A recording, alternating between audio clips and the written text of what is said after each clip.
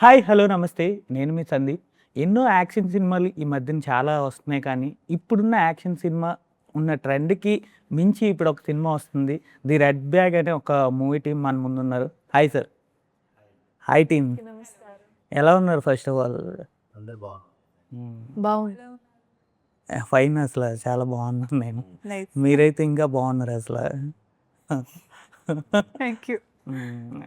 Okay sir. 'The red bag' అనేది title అందరికీ sync అయ్యేది. రెడ్ బ్యాగ్ అనేది అందరూ యూజ్ చేసే వర్డ్ అనమాట అసల. అలాంటిది ఏంటి సార్ అసలు టైటిల్‌లో ఉన్న మీనింగ్ ఏంటి అనంటే? మీనింగ్ కాదండి, అది స్టోరీ కంటెంట్ నుంచి పుట్టిన టైటిల్ అనమాట. స్టోరీ నుంచి మనం స్టోరీ అంటే రెడ్ బ్యాగ్ చుట్టూరు స్టోరీ తిరుగుతుంది.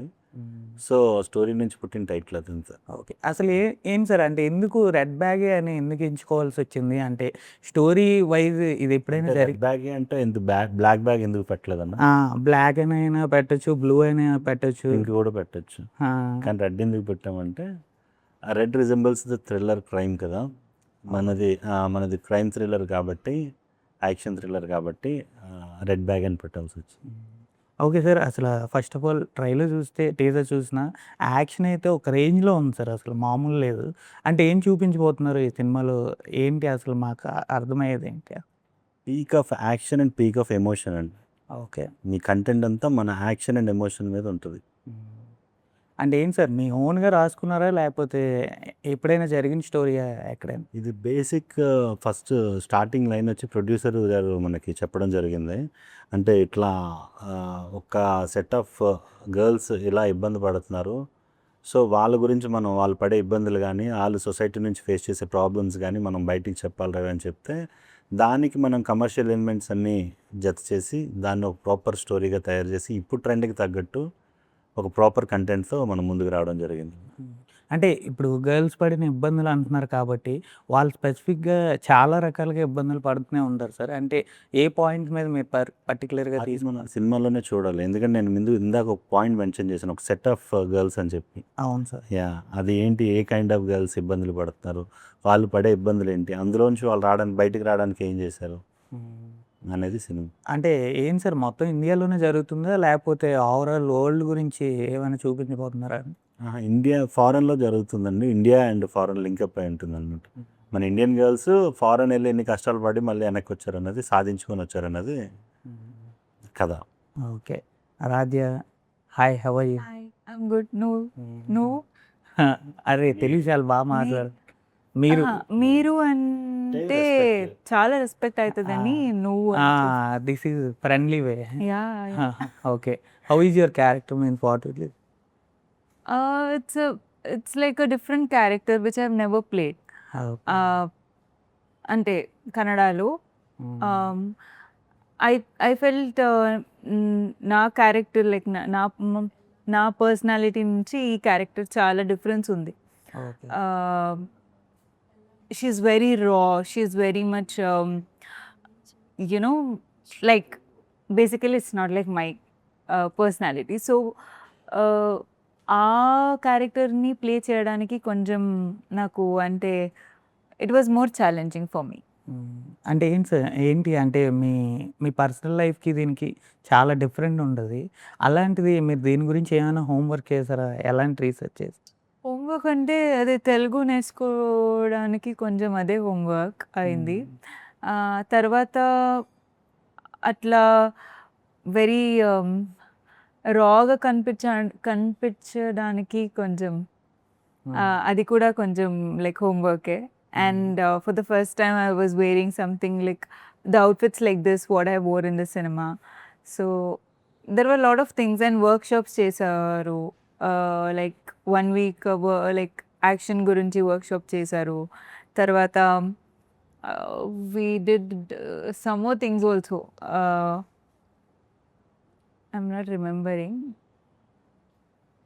But I had lot of workshops also. Okay. అంటే మీ రియాలిటీకి కనెక్ట్ అయ్యే సీన్స్ ఏమైనా ఉంటాయా దీంట్లో? ఏంటికి? అంటే ఇప్పుడు ఈ సినిమాలో ఉన్న మీ క్యారెక్టర్ వైస్ చూసుకుంటే మీకు రియల్ లైఫ్‌లో కనెక్ట్ అయ్యే సీన్స్ ఏమైనా? ప్రామిస్ ఏం లేదు. ఆ! ఒక్క సీన్ కూడా లేదు అట్లా.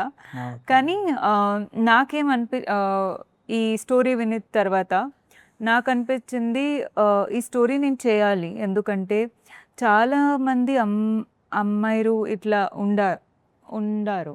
ఉన్నారు. సో ఇలాంటి అమ్మాయికి like getting some message and ఆ సినిమాలో ఒక స్ట్రాంగ్ క్యారెక్టర్ లాగా అదన్నీ ఓకే, కమాన్ వస్తుంది బాగుంది. To show the audience that how it feels and at least ఒక్క రెండు అమ్మాయికి ఇది రిలేట్ ఇన్ఫ్లుయెన్స్ అయితే చాలా బాగా అవుతుంది అని నా నమ్మకం. ఏంటి ఆ పర్టికులర్ ఆ పాయింట్ ఏంటి, దేని గురించి? అది August 14 చూడాలి.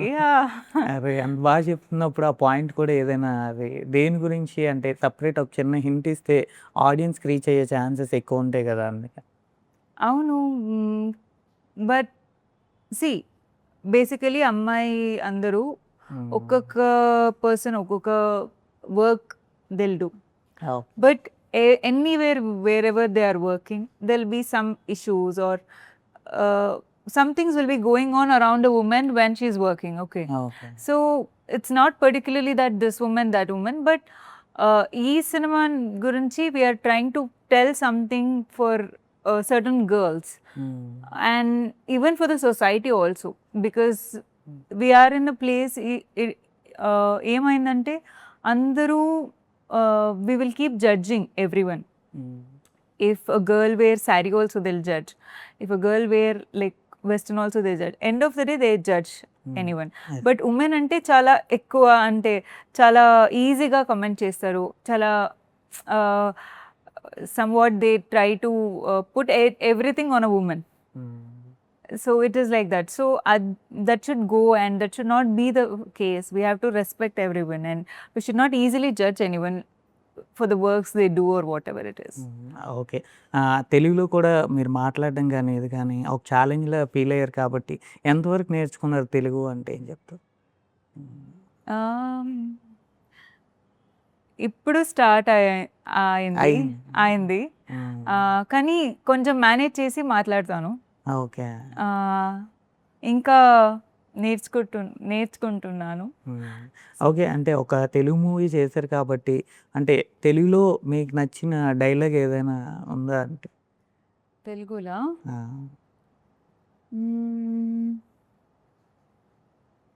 Any dialogue, no problem. సడన్గా నాట్ ఏబుల్ టు తెలుగులో మీకు నచ్చిన హీరో పోనీ ఎవరైనా ఉన్నారా? హీరోస్ అందరూ Tollywood. I like everyone because I like I do watch all the movies and I love when the heroes play their character so well. So in one movie, one heroes like when they perform, I love it. So okay, అంటే మీ mother పేరు Mary అని అనుకుంటారు కదా? sorry, మీ mother పేరు Mary కదా? my mother name no, అంటే మీరు Mary gold ఫ్లవర్లా ఉన్నారు అనుకుంటాను. I was like why my mother name will be Mary? I'm not like, I was like why is he saying like that? Thank you. Okay, next ఏం చెప్తారు? First of all ఒక red bag అనేది ఒక action movie అంటే ప్రతి ఒక్కరికి relate అయ్యే scenes ఎక్కువ ఉన్నాయి అంటున్నారు కాబట్టి ఫస్ట్ ఆఫ్ ఆల్ ఒక ఆడియన్స్ వచ్చి చూడాలంటే ఏం చెప్తారు? ఖచ్చితంగా ఇది యాక్చువల్లీ ఈ పోస్టర్ చూస్తే ఒక యాక్షన్ లాగా అనిపిస్తుంది కానీ this is not something only action movie. ఇది ఫ్యామిలీ ఎంటర్టైన్మెంట్ మూవీ. అందరూ ఫ్యామిలీతో వచ్చి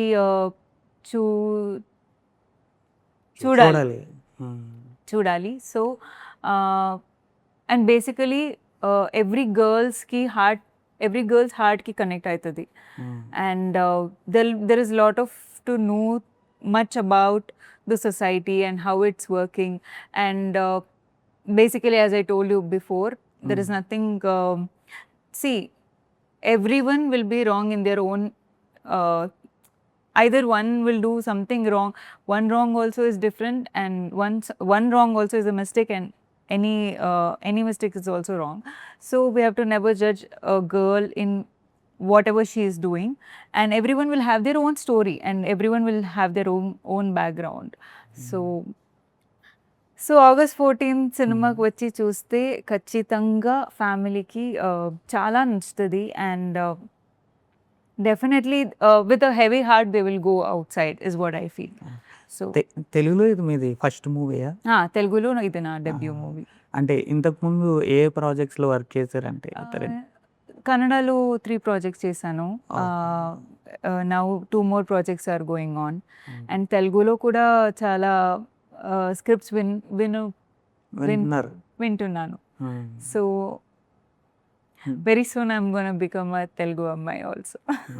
డెఫినెట్లీ. అంటే మిమ్మల్ని ఖచ్చితంగా తెలుగు ఆడియన్స్ బ్లెస్ చేస్తారు. Thank you so much. అంటే లుకింగ్ గార్జియస్ అనమాట అందుకని. Okay sir. అంటే రెడ్ బ్యాగ్ అసలు యాక్షన్స్ కానీ ఇవి కానీ చాలా బాగున్నాయి అసలు. అంటే నాకైతే ఒక పెద్ద టీజర్ చూసారా మీరు? చూసాను సార్. Yeah, okay. అంటే ఇప్పుడు నార్మల్గా ఒక ఎనిమల్ సినిమా చూసిన ఫీలింగ్ అయితే నాకైతే వచ్చింది. అంటే serious sir. Yeah, thank you అండి, థ్యాంక్ యూ సో మచ్. అంటే నాకు సందీప్ రెడ్డి వంగ గారి మేకింగ్ అంటే చాలా ఇష్టం. మీరు దాంతో కంపేర్ చేశారు కాబట్టి I'm so happy, thank you. Really నాకైతే అలా అనిపించింది. అంటే చూసేటప్పుడైతే ఆ విజువల్స్ కానీ ఇది కానీ అంటే ఒక హై విజువల్స్తో కనబడినట్టు అనిపించింది నాకు. అది తీసే స్క్రీన్ ప్లే కానీ డైరెక్షన్ కానీ సినిమా అయితే ఖచ్చితంగా హిట్ అవుతుందని అయితే నేను అనుకుంటున్నాను సార్. అంటే ఒక ఆడియన్ ఎందుకు రావాలి అని అంటే మీరైతే ఏం చెప్తారు సార్ వే ఆఫ్ పర్సెప్షన్లో? ఇప్పుడు జనరల్గా ఆడియన్స్, మన తెలుగు ఆడియన్స్ అన్నీ కంటెంట్ బాగుందంటే ఖచ్చితంగా థియేటర్కి వస్తారని నమ్మే పర్సన్ యాజ్ ఆడియన్స్. సో అలా కంటెంట్ నమ్మి వస్తారండి సినిమాకి. అంటే అది ప్రాపర్గా మేము ఫస్ట్ మీడియా ద్వారా మ్యాక్సిమం పబ్లిసిటీ ఎంత చేసినా కూడా రేపు మౌత్ పబ్లిసిటీ కూడా బాగా వర్కౌట్ అవుతుంది అనమాట.